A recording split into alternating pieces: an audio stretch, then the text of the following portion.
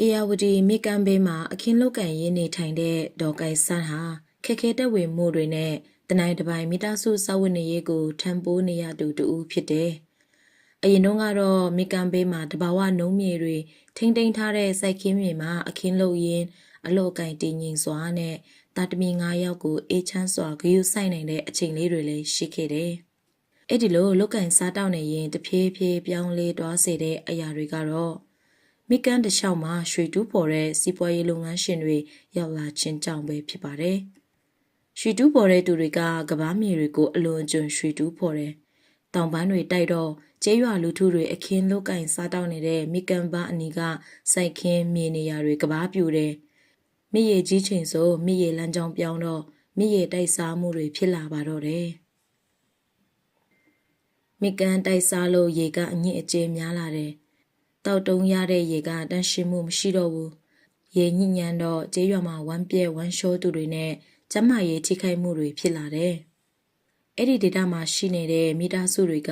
လောက်ကင်စားတောက်မှုတွေအဆင်မပြေလာတော့ကျေးရွာတွင်အမျိုးသားတချို့မိုးရစ်ဆေးဝါးသုံးဆွဲလာလို့အိမ်တွေအကြမ်းဖက်မှုတွေတိုးပွားလာပါတယ်။အိမ်ထောင်တဲ့အမျိုးသမီးတချို့ကတော့စားဝတ်နေရဲ့အတွက်ရွှေတူးဖော်တဲ့ရက်ဝေးနေရာကိုလက်ခစားထမင်းချက်အလုတ်တမအနေနဲ့တွားရောက်လုတ်ကင်ကြရပါတယ်။တချို့တွေကတော့အိမ်ထောင်ရဲ့ပြဿနာများလည်းရှိလာတယ်။အခင်းလုတ်ကင်လို့မရတော့တဲ့ဒေါ်ကိုင်ဆန်းကနေစားရှိရင်နေစားသွားတယ်မရှိရင်အိမ်မှာဝင်ငွေမဲ့အခြေအနေနဲ့ချီးငားပြီးမိသားစုစောင့်ဝတ်နေရဲ့အတွက်ရုန်းကန်ဖြတ်တန်းရပါတယ်။ဒါတွေအားလုံးကဒေါ်ကိုင်ဆန်းပြောတဲ့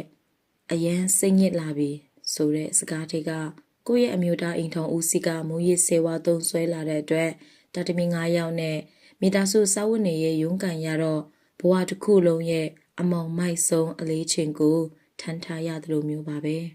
။တာဝန်ရှိတဲ့သူတွေကိုရင်ထဲကတူမပြောချင်တဲ့စကားတွေကလည်းရှိနေပါသေးတယ်။အဲ့ဒီစကားလုံးတွေကတော့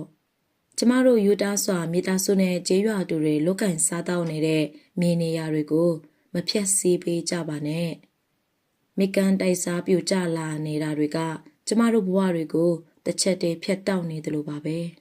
။တူမရဲ့ဆူတောင်းလေးကတော့အရင်လိုကြည်လင်နေတဲ့မြစ်ရေကိုပြန်ရချင်တယ်။အရင်လိုအခင်းလေးလုပ်ပြီးခုအိမ်ချောင်ဝင်းလေးထဲမှာတာသမီ9ယောက်နဲ့အတူမိသားစုစုံစုံလေးနဲ့အိမ်ဆိုင်လေးဖွင့်ပြီးအေးအေးချမ်းချမ်းလေးဘဝကိုဖြတ်တန်းသွားချင်ရုံလေးပါပဲလို့နွမ်းလျစွာတီတူလေးရွတ်ဆိုနေမိပါတော့တယ်။